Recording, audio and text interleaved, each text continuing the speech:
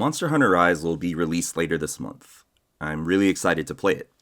And while my channel isn't Monster Hunter centric, it is an action game series that I've come to enjoy playing, and I really like action games.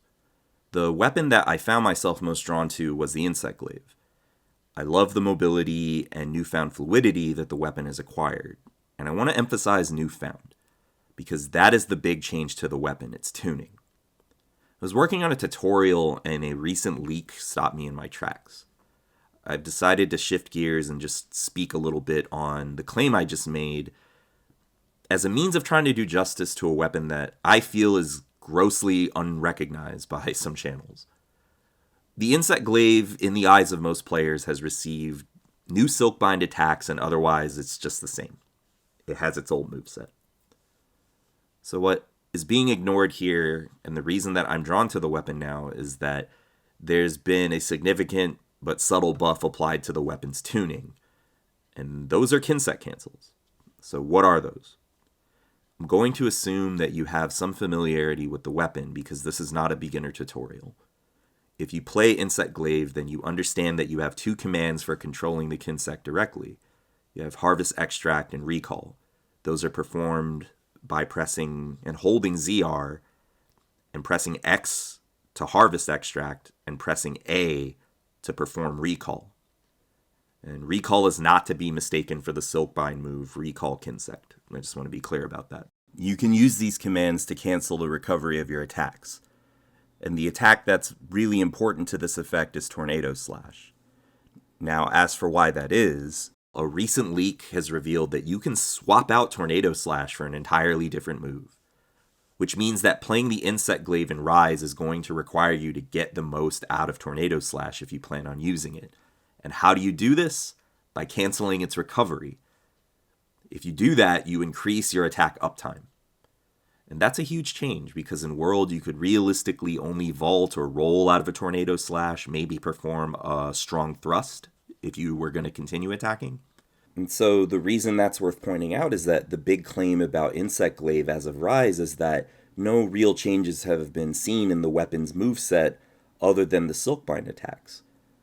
So with Kinsect cancels, the only reason these are possible is because limitations that were in place in World have been lifted.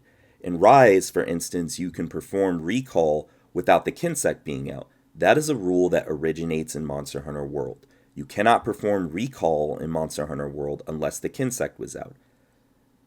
And to put it in plainest terms, the only reason Rise's Kinsect cancels operate the way that they do and are significant is because Monster Hunter World didn't allow for it.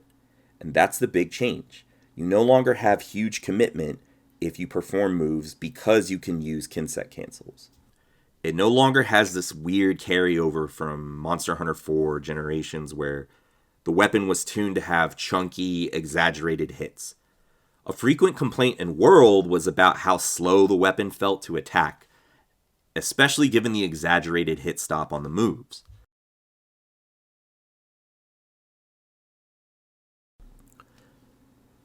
So before I bring this to a close, I just want to put something in perspective about this. I don't think that this is going to blow anyone's mind or amaze them if Insect Glaive was a weapon that they saw as having a destiny in the air, being something that should have a much more robust aerial moveset.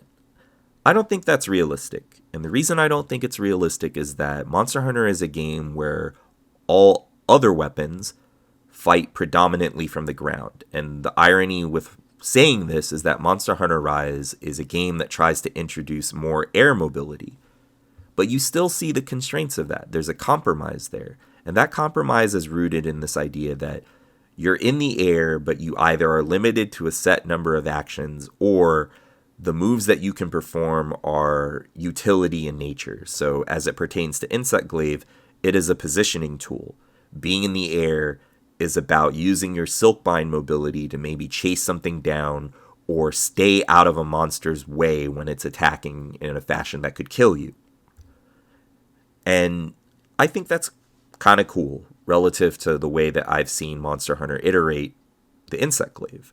The Insect Glaive used to only be able to vault because the game that it was introduced in, Monster Hunter 4, was the game that introduced mounting. So it's very clear that when you come to Monster Hunter World, after Generations, the Insect Glaive, is given a little more air utility. And something that I need to draw to the attention of players that think that Silkbind Vault and Recall Kinsect, that those were just things that you could always do. No, they weren't. They were not things you could always do. Vaulting doesn't have invincibility. And what Recall Kinsect does, even though the heal is really inconsistent, is that you get some invincibility frames. So you can get yourself in the air and you can get out of trouble by spending 2 tokens. That is unprecedented. That was not something that you could always do.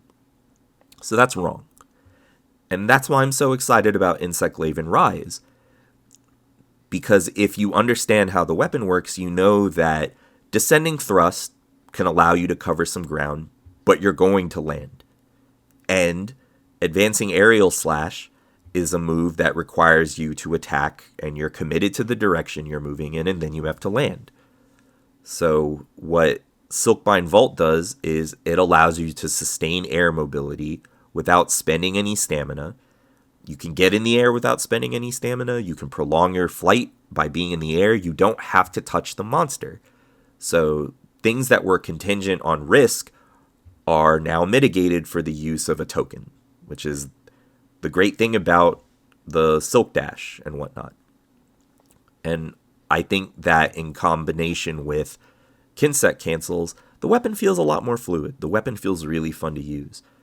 And so even though that shouldn't blow anyone's mind if they want more robust aerial attacks, I'm going to say 2 things. One is that that's fair.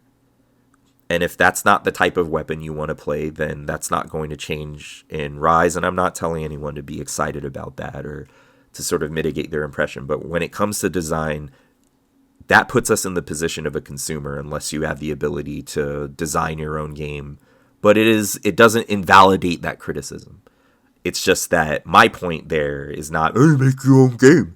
It's really just there's not a lot else that can be done then as far as that goes. That consumption or that experience and that reliance on a game being put out, that is as far as it can go. So that's unfortunate. And then just the second thing that I want to say is that this weapon feels great. It saw some changes. The ability to cancel like that was not available in World. You can have a round table with 1 million subscribers or whatever and say that the Insect Glaive saw no meaningful changes, but that's a lie. That is not true.